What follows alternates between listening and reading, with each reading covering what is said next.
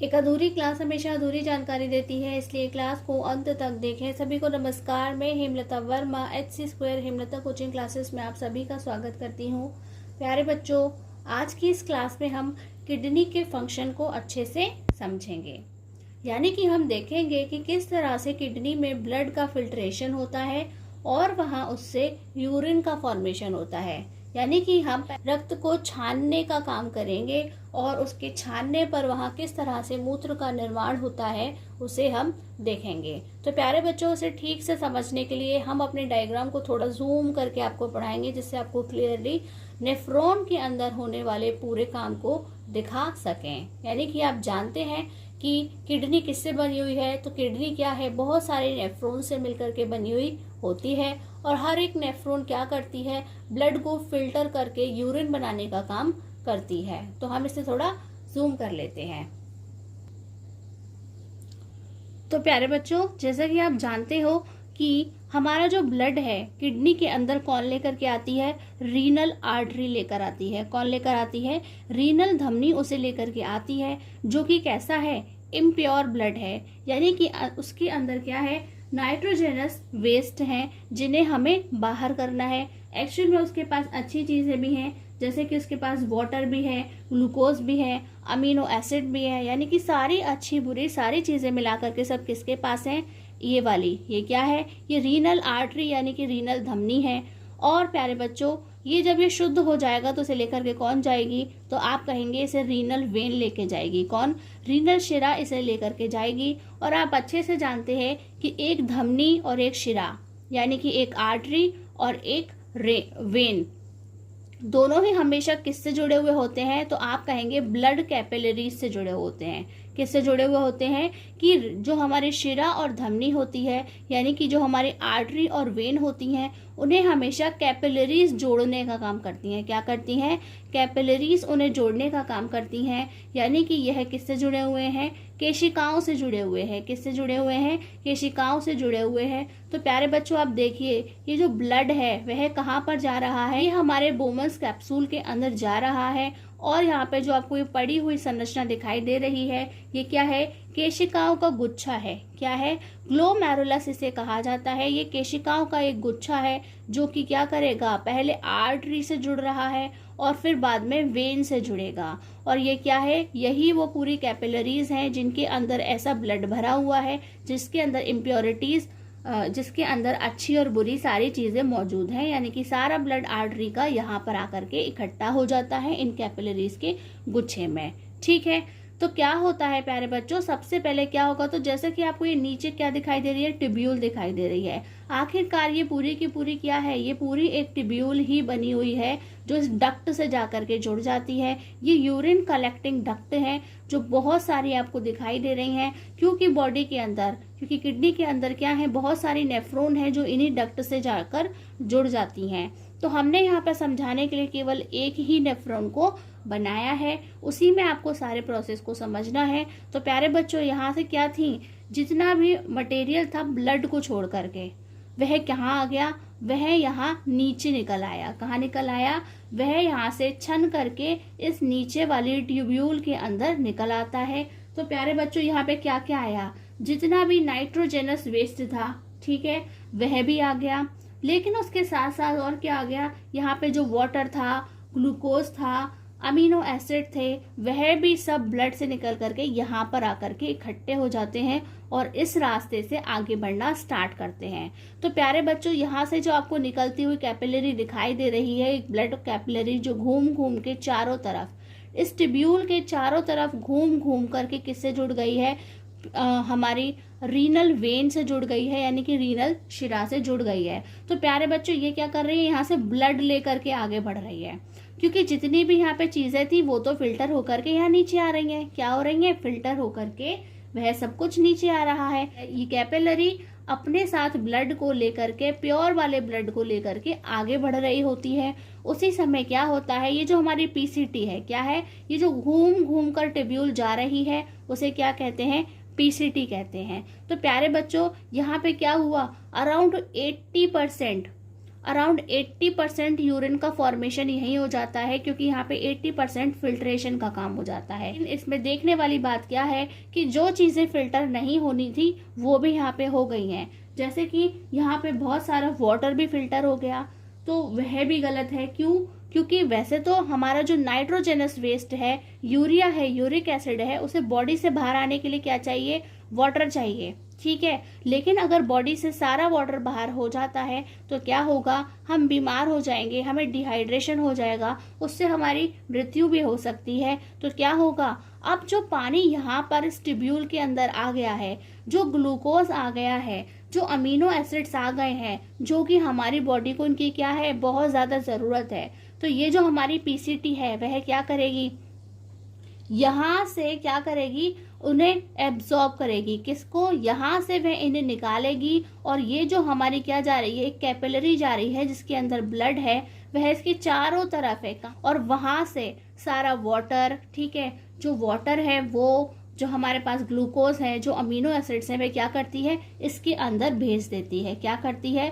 ये जो ट्यूब्यूल है वह यहाँ से, क्योंकि उसे पता है हमारे शरीर को उसकी ज़रूरत है, तो वह क्या करेगी? वापस से ये जो ब्लड कैपिलरी आ रही है इसके अंदर भेजने का काम करती है। यानी कि ये जो ब्लड कैपिलरी है ये इसे एब्जॉर्ब कर लेती है। यहाँ से चलकर आने वाले वाटर को, ग्लूकोज को, अमीनो एसिड्स को ये अपने अंदर सोख लेती है, यानी कि जो ब्लड था उसके अंदर वापस मिला लेती है। तो प्यारे बच्चों, जब यह इस तरीके से आगे बढ़ता है और इस हैंडले लूप में पहुंचता है, ये कैपिलरीज अभी भी इसके चारों तरफ घूम रही है। क्या कर रही हैं? जो ब्लड कैपिलरीज हैं अभी भी इसके चारों तरफ घूम रही हैं। तो यहाँ से फिर थोड़ा सा वाटर, फिर थोड़े से सॉल्ट कहाँ चले जाएंगे? इस ब्लड कैपिलरी के अंदर जो ब्लड भरा है उसके अंदर वापस जा करके मिल जाएंगे। और प्यारे बच्चों, आगे बढ़ करके यह कहाँ पहुंचेगी? इस घूमने वाली नली पर फिर से पहुंचेगी। इस घूमने वाली नली पे पहुंचेगी जिसका नाम क्या है? डीसीटी है। तो यह क्या करेगा? फिर से और थोड़ा वाटर, ठीक है, फिर से और थोड़ा वाटर, और जो हमारे सॉल्ट है उन्हें वापस किसको दे देगा? ब्लड कैपिलरी को दे देगा। किसको दे देगा? ब्लड कैपिलरी को दे देगा।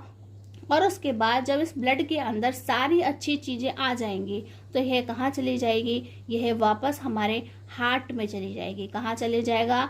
फिर ये वाला जो ब्लड है वापस इस किससे जुड़ेगा? ये हमारी रीनल वेन है, यानी कि रीनल शिरा है, इसके माध्यम से वापस हमारे हार्ट तक पहुंच जाएगा, यानी कि हृदय में पहुंच जाएगा। और हृदय वापस एक बार इसे फिर से फेफड़े में भेज देगा। कहाँ भेज देगा? हमारे लंग्स में भेज देगा, जिससे फिर से ऑक्सीजन मांग सके। क्यों प्यारे बच्चों? क्योंकि रीनल आर्टरी के पास क्या होती है? ऑक्सीजन वाला ब्लड होता है। कैसा होता है? ऑक्सीजन वाला ब्लड होता है। लेकिन आपने देखा कि यहाँ पर कितना सारा काम करना पड़ा, उसमें क्या हो गई? ऑक्सीजन खर्च हो गई, और जब ऑक्सीजन खर्च हो गई तो क्या बची? CO2 बनी। क्या बनी? वहां पर CO2 बन के तैयार हो गई। इसलिए ये जो CO2 वाला ब्लड है वे वापस कहाँ जाएगा? हार्ट में जाएगा, और हार्ट इसे वापस कहाँ भेज देगा? इसे हमारे लंग्स यानी कि फेफड़ों में भेज देता है। तो प्यारे बच्चों, आपने क्या देखा कि यहाँ पर जो पूरा फिल्ट्रेशन का काम है, वह यूरिन बनने का जो काम है वह 3 स्टेप्स में पूरा होता है। सबसे पहले क्या था? ये जो हमारा ग्लोमेरुलस है यहाँ पर फिल्ट्रेशन का काम हुआ। उसके बाद ये जो पूरा ट्यूब्यूल है उसके अंदर क्या हुआ? उसने रीएब्जॉर्प्शन का काम कराया, यानी कि जो ये घूम घूम कर के नली आ रही है, आपको दिख रहा है ब्लड कैपिलरी चलकर आ रही है, उसे ये रीएब्जॉर्प्शन का काम करवाती है। ये दूसरा चरण हो गया। और थर्ड क्या है कि ये जो हमारी यूरिन कलेक्टिंग डक्ट बने हुए हैं वहां से ब्लैक्ट होता है। यह हमारा क्या है? लास्ट और थर्ड स्टेप है, जिसमें पूरा यूरिन का फॉर्मेशन कंप्लीट हो जाता है। तो प्यारे बच्चों, ये क्या है? यूरिन फॉर्मेशन यानी कि मूत्र का बनना। The purpose of making urine is to filter out waste products from the blood. तो प्यारे बच्चों, आपने देखा कि यूरिन के फॉर्मेशन क्या है आखिरकार, कि वह एक पर्पस है जिसे हम क्या कर रहे हैं? यूरिन बनाने का एक पर्पस क्या है कि हम फिल्टर आउट कर रहे हैं वेस्ट प्रोडक्ट को हमारे ब्लड से। यानी जो भी हमारे ब्लड के अंदर वेस्ट मटेरियल है उसे बाहर करने के लिए हम क्या कर रहे हैं? फिल्टर कर रहे हैं, और उससे क्या बन रहा है? यूरिन बनता है। जी प्यारे बच्चों, यहाँ पे आपको IE लिखा हुआ दिखाई देता है। इसका मीनिंग क्या होता है कि ऐसी कोई बात, ऐसी कोई टॉपिक हम फिर से डिस्कस कर रहे हैं जिसके बारे में हम पहले बात कर चुके हैं। इट मीन्स कि urea which is produced in the liver. तो प्यारे बच्चों, हम ऑलरेडी आपको बता चुके हैं कि यूरिया का फॉर्मेशन कहाँ होता है, लिवर में होता है। तो हम फॉर एग्जाम्पल बता रहे हैं कि हम उस यूरिया को बाहर निकाल रहे हैं जो लिवर में बनता है, और ये बात हम आपको पहले ही बता चुके हैं। ठीक है, तो हम आपको पहले ही एक्सक्रीटरी ऑर्गन्स के बारे में पढ़ा चुके हैं, जिसमें हमने आपको बताया था कि लिवर में क्या होता है, CO2 और NH3 मिलकर के क्या बनाते हैं, यूरिया का फॉर्मेशन करते हैं। और उसी यूरिया को हम क्या कर रहे हैं, फिल्टर आउट करके बाहर निकालने का काम करते हैं, जिससे यूरिन का फॉर्मेशन होता है। हिंदी में देखते हैं, मूत्र बनाने का उद्देश्य रक्त से अपशिष्ट उत्पाद को छानना है। क्या है कि मूत्र क्यों बन रहा है, क्योंकि हम रक्त से अपशिष्ट पदार्थों को बाहर निकाल रहे हैं। और कैसे निकाल रहे हैं, छान कर बाहर निकाल रहे हैं। जैसे कि यूरिया जो लिवर में बनता है, उसे भी हम क्या कर रहे हैं, छान करके बाहर निकालने का काम करते हैं। The urine formation involves 3 steps, यानी कि जो यूरिन है वह कहाँ बनता है, 3 स्टेप्स में बन करके तैयार होता है। मूत्र निर्माण में 3 चरण होते हैं। तो हमारा फर्स्ट स्टेप क्या है, ग्लोमेरुलर फिल्ट्रेशन। क्या है, ग्लोमेरुलर फिल्ट्रेशन, यानी कि केशिका गुच्छ निस्पंदन। तो प्यारे बच्चों, फिल्ट्रेशन को क्या कहा जाता है, हिंदी में निस्पंदन कहा जाता है। Nitrogenous waste, glucose, water, amino acid filter from the blood into Bowman's capsule of the nephron. तो प्यारे बच्चों, आपने देखा कि जितनी सारी चीज़ों के नाम हमने आपको गिनाए हैं वह सभी क्या हो रहे हैं, फिल्टर हो रहे हैं। किस में से, ब्लड में से फिल्टर हो रहे हैं। और कहाँ पर हो रहे हैं, तो आप कहेंगे कि वह बोमन्स कैप्सूल के अंदर। किस में, वह बोमन्स कैप्सूल के अंदर, जो कि क्या है, नेफ्रॉन का एक पार्ट है। क्या है, नेफ्रॉन का एक पार्ट है, वहां से फिल्टर हो रहे हैं। तो प्यारे बच्चों, आपने देखा कि जो नहीं करना था वो भी फिल्टर हो रहा है। इसीलिए इसे क्या कहा जाता है, कभी कभी इसे अल्ट्रा फिल्ट्रेशन भी कहा जाता है। क्या कहा जाता है, अल्ट्रा फिल्ट्रेशन भी कहा जाता है, यानी कि हर एक चीज ब्लड से बाहर हो जाती है। हिंदी में कहेंगे नेफ्रॉन के बोमन संपुट में।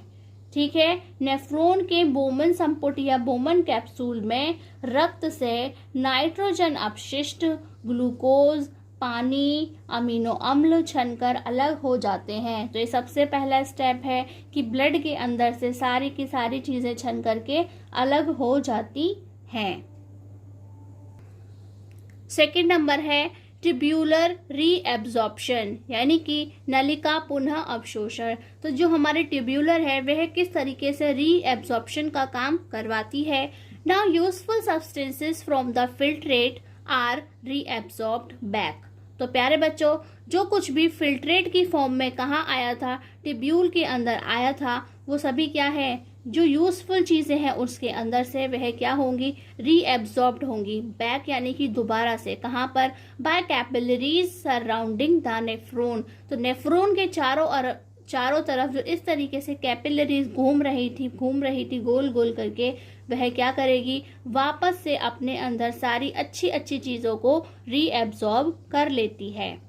अब निस्यंद से उपयोगी पदार्थ नेफ्रॉन के आसपास के केशिकाओं द्वारा पुनः अवशोषित कर लिया जाता है, यानी कि नेफ्रॉन के अंदर जो भी छन करके आया था, जिसे हम निस्यंद कह रहे हैं, वह सभी कैसी हैं, उपयोगी चीजें हैं। जो क्या करा, जो हमारे पास जो केशिकाएं थी, जो गोल गोल घूम घूम के उसके चारों तरफ थी, वह उनके अंदर वापस अवशोषित कर लेती हैं। सारी अच्छी अच्छी चीजों को ये जो कोशिकाएं हैं वह अवशोषित कर लेती हैं, यानी कि रक्त के अंदर मिला लेती हैं।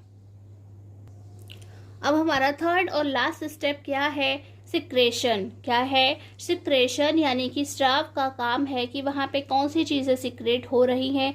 Extra water salts are secreted into the tubule which open up into the collecting duct and then into the ureter। तो प्यारे बच्चों, जो भी एक्स्ट्रा वाटर था जिसे बाहर करना ही करना था बॉडी से, जो ऐसे सॉल्ट से जिन्हें बॉडी से बाहर करना ही करना था, वह सब कहाँ हो जाते हैं, सिक्रेट हो जाते हैं। किसके अंदर, टिब्यूल के अंदर आ जाते हैं। और जो कि बाहर कैसे निकलते हैं, open up into the collecting duct, और वो कलेक्टिंग डक्ट के अंदर खुल जाती है। And then into the ureter, और वह कहाँ चली जाती है, यूरेटर के अंदर चली जाती है। क्योंकि यही सब जो वाटर और सॉल्ट आपको दिखाई दे रहे हैं वह क्या है, वही हमारा यूरिया, यूरिक एसिड है, जो कि क्या है, बाहर निकल जाता है। क्या होता है, बाहर निकल जाता है। अतिरिक्त पानी लवण नलिका में स्रावित होते हैं। क्या होते हैं कि जो भी एक्स्ट्रा से वाटर था, लवण था, जो शरीर से बाहर निकालने हैं, वह स्रावित हो जाते हैं, जो एकत्रित वाहिनी में खुलते हैं। कहाँ पर, जो यूरिन कलेक्टिंग डक्ट है उसे हम क्या कहते हैं, एकत्रित वाहिनी कहते हैं। उसमें जाकर के खुलती है और वहां से वह मूत्र वाहिनी में चले जाते हैं। कहाँ चले जाते हैं, यूरेटर के अंदर चले जाते हैं।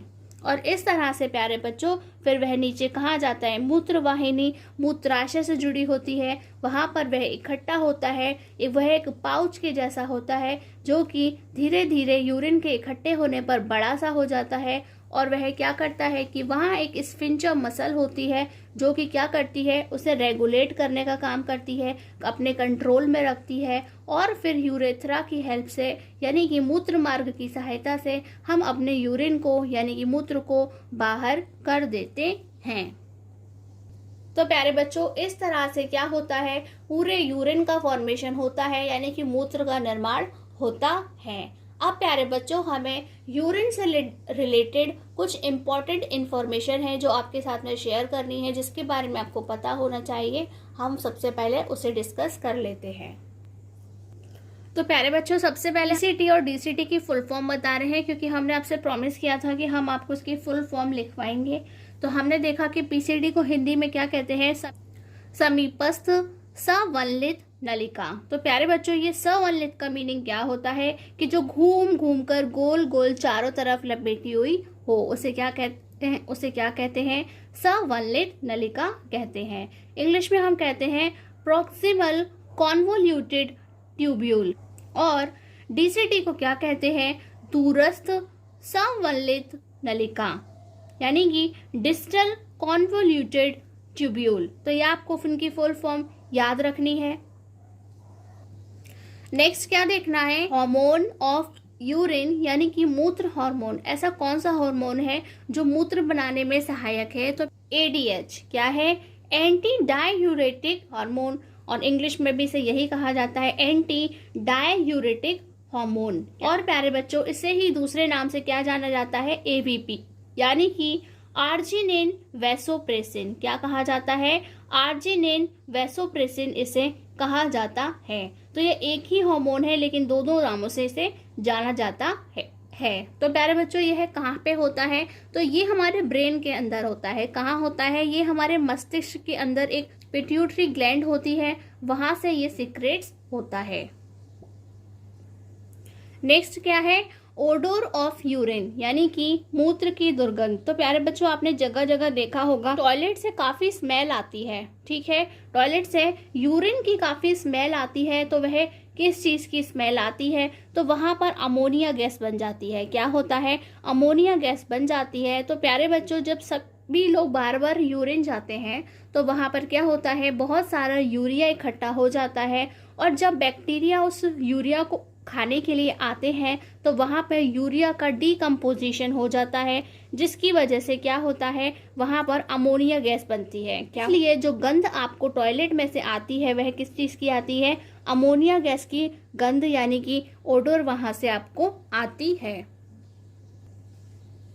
नेक्स्ट टॉपिक क्या है, येलो कलर ऑफ यूरिन। तो प्यारे बच्चों, आपने देखा है कि मूत्र का कलर कैसा होता है, पीले रंग का, लेकिन वहां पे आपको अलग अलग देखने को मिलता है, जैसे कि पेल येलो, यानी कि हल्का पीला रंग आपको कब दिखाई देता है, वहां पर यूरोक्रोम पाया जाता है, जिससे उसका कलर कैसा होता है, पेल येलो, यानी कि हल्का पीला दिखाई देता है। और प्यारे बच्चों, कभी कभी क्या होता है कि डार्क कलर का, यानी कि डार्क येलो, गहरे पीले रंग का यूरिन भी दिखाई देता है। तो उसका क्या होता है, कुछ रीजंस होते हैं जिसकी वजह से उसका कलर डार्क हो जाता है। तो प्यारे बच्चों, ड्यू टू डिहाइड्रेशन यानी कि शरीर में जब पानी की कमी हो जाती है तब यह डार्क येलो कलर का हो जाता है। और इसके अलावा मेडिसिन, जब आप किसी भी टाइप्स के मेडिसिन ले रहे होते हैं तो उसकी वजह से भी आपका जो यूरिन है उसका कलर डार्क हो जाता है। And food products which affect the colour, और कुछ फूड प्रोडक्ट इस तरह के होते हैं जिन्हें खाने के बाद यूरिन का कलर चेंज हो जाता है, या हिंदी में कहेंगे कि पानी की कमी, दवाइयों तथा ऐसे भोज्य पदार्थों जो रंग को प्रभावित करें, इन सभी के कारण से ऐसा होता है। तो ये यूरिन से जुड़ी कुछ ऐसी छोटी छोटी और यूजफुल इंफॉर्मेशन थी जिस तरह के क्वेश्चन आपके माइंड में अक्सर आते रहते होंगे। तो प्यारे बच्चों, आज का हमारा नेक्स्ट टॉपिक क्या है? आर्टिफिशियल किडनी यानी कि हीमोडायलिसिस और डायलिसिस। तो जब हमें कभी आर्टिफिशियल किडनी की ज़रूरत पड़ जाती है तो हमें क्या करवाना पड़ता है? डायलिसिस करवाना पड़ता है, यानी उसे ही हम क्या कहते हैं? हीमोडायलिसिस या डायलिसिस कहते हैं। तो प्यारे बच्चों, आखिर ऐसा क्या हुआ कि हमें एक आर्टिफिशियल किडनी या कृत्रिम वृक्क की ज़रूरत पड़ती है और वहाँ पे हमें अपोहन का काम करना पड़ता है? तो प्यारे बच्चों, आप जानते हैं कि लाइफ में क्या होती हैं, बहुत सारी प्रॉब्लम्स कभी कभी क्रिएट होती हैं। जैसे कि मान लीजिए आपका कोई एक्सीडेंट हो जाता है तो क्या हुआ, वहाँ पर आपकी किडनी को चोट पहुँच गई, या फिर कभी आपकी बॉडी में किसी प्रकार का इन्फेक्शन हो गया जिससे आपकी जो किडनी है वह क्या है, खराब हो जाती हैं। और सारे प्यारे बच्चों, कभी कभी क्या हुआ कि बॉडी के अंदर कुछ ऐसी चीज़ें चली गई जिससे किडनी को बहुत ज़्यादा नुकसान पहुँच गया। तो ऐसी सिचुएशन में क्या हुआ कि जब आपकी किडनी पूरी तरह से खराब हो गई, वह वर्किंग नहीं रही, तब आप अपनी बॉडी से जो वेस्ट मटेरियल है, जो नाइट्रोजनस वेस्ट है, नाइट्रोजन युक्त अपशिष्ट पदार्थ हैं, उन्हें बाहर कैसे निकालते हैं? तो हम सोचते हैं कि वहाँ पर हम एक किडनी लगवा लेते हैं, यानी कि हमें कोई एक किडनी डोनेट कर दे तो वहाँ से हमारा काम चल सकता है। तो प्यारे बच्चों, उसके लिए क्या होता है कि हमें अपनी ही फैमिली मेंबर की एक किडनी की ज़रूरत होती है, क्योंकि ज़रूरी नहीं है कि हमारी बॉडी किसी की भी किडनी को एक्सेप्ट कर ले, और जब वह एक्सेप्ट नहीं करेगी तो क्या होगा, थोड़े समय के बाद फिर से क्या होगा, किडनी फेलियर हो जाएगा। क्या होगा कि दूसरी किडनी भी क्या होगी, जो आपने मांगी थी वो भी फेल हो जाएगी, यानी कि बेकार हो जाएगी। इसलिए प्यारे बच्चों, ऐसी परिस्थिति से बचने के लिए हम क्या करते हैं? डायलिसिस या हीमोडायलिसिस का ऑप्शन चुनते हैं, जिसे हम क्या कहते हैं? अपोहन। तो वो क्या है? एक आर्टिफिशियल किडनी होती है जिसके लिए हमें किसी दूसरे की किडनी की कोई ज़रूरत नहीं पड़ती है। तो हम देखते हैं सबसे पहले, in case of kidney failure, यानी कि किसी भी प्रकार से आपके साथ क्या हुआ, किडनी फेलियर का प्रॉब्लम होता है, N artificial kidney can be used. तो अब हम क्या कर सकते हैं? एक आर्टिफिशियल किडनी की हेल्प ले सकते हैं। An artificial kidney is a device to remove nitrogenous waste products from the blood through dialysis. तो प्यारे बच्चों, एक आर्टिफिशियल किडनी क्या होती है? वह एक ऐसी डिवाइस होती है जो हमारे ब्लड से नाइट्रोजनस वेस्ट प्रोडक्ट को रिमूव करती है। क्या करती है? रिमूव करती है थ्रू डायलिसिस। किसकी मदद से? डायलिसिस की हेल्प से उसे रिमूव किया जाता है। So the process of purifying blood bye N artificial kidney is called haemodialysis और डायलिसिस। तो वह पूरा प्रोसेस जहां हम ब्लड से क्या कर रहे हैं, वेस्ट को बाहर निकाल रहे हैं एक आर्टिफिशियल किडनी की हेल्प से, तो उस पूरे प्रोसेस को हम क्या कहते हैं? हीमोडायलिसिस और डायलिसिस कहते हैं। तो प्यारे बच्चों, पहले हिंदी में हम एक बार इसे पढ़ देते हैं, फिर अच्छे से बताएंगे कि आखिरकार डायलिसिस होता किस तरह से है। वृक्क के खराब होने पर कृत्रिम वृक्क का उपयोग किया जाता है, यानी कि आपकी किडनी के खराब होने पर हम एक आर्टिफिशियल किडनी यानी कि कृत्रिम वृक्क का प्रयोग करते हैं। एक कृत्रिम वृक्क नाइट्रोजनी अपशिष्ट रुधिर से अपोहन द्वारा निकालने की एक युक्ति है, यानी कि एक तरीका है। क्या है कि कृत्रिम वृक्क एक प्रकार का एक तरीका बताती है जिसकी मदद से हम क्या कर रहे हैं कि अपनी बॉडी से जितने भी नाइट्रोजनी अपशिष्ट पदार्थ हैं, नाइट्रोजन वाले अपशिष्ट पदार्थ हैं जिन्हें ब्लड के अंदर नहीं होना चाहिए, यानी कि हमारे शरीर के अंदर ही नहीं होना चाहिए, वह उन्हें ब्लड से अपोहन द्वारा बाहर कर देती है। तो अपोहन वह प्रक्रिया है जिसे हम क्या कहते हैं, डायलिसिस कहते हैं, और जो कि एक आर्टिफिशियल किडनी बनाने का काम करती है। इसलिए एक कृत्रिम वृक्क द्वारा रक्त को शुद्ध करने की प्रक्रिया को अपोहन यानी कि डायलिसिस कहा जाता है। तो प्यारे बच्चों, आपको अच्छे से याद रखना है, एग्जाम में पूछा जाता है व्हाट इज डायलिसिस, तो आप क्या बताएंगे? एक कृत्रिम वृक्क द्वारा रक्त को शुद्ध करने की प्रक्रिया को अपोहन कहा जाता है, यानी कि the process of purifying blood bye N artificial kidney is called haemodialysis और डायलिसिस। ठीक है, तो प्यारे बच्चों, आखिर किस तरीके से हम डायलिसिस करवाते हैं? अगर किसी की किडनी खराब हो जाती है तो आखिर वह किस तरीके से डायलिसिस करवाता है? तो प्यारे बच्चों, ये क्या है? ये हमारा हाथ है। क्या है? ये हमारा हाथ है। तो डॉक्टर क्या करता है, हमारे हाथ में से क्या ढूंढता है, आर्टरी को देखता है, यानी कि हमारे शरीर में धमनी कहाँ है, वह वहाँ से क्या करता है, एक नली को लगाता है, जिससे क्या है, इम्प्योर वाला ब्लड है जिसके पास ऑक्सीजन है, वह हमारे पूरे शरीर से बाहर कर देता है। क्या करता है, उसे वह हमारे पूरे शरीर से बाहर करके एक चैम्बर में इकट्ठा कर देता है। और चैम्बर को आप इस समय एक कैम्फर समझ लीजिए, यानी कि एक वाटर मिल्टन जो आपके घर के अंदर है, जिसमें आप पानी भरते हैं, ऊपर से पानी भरते हैं और नीचे से ज़रूरत के अनुसार पानी निकाल लेते हैं यूज़ करने के लिए। तो आप समझ लीजिए कि वह चैम्बर क्या है, एक प्रकार का वाटर मिल्टन या वाटर का कैम्फर होता है।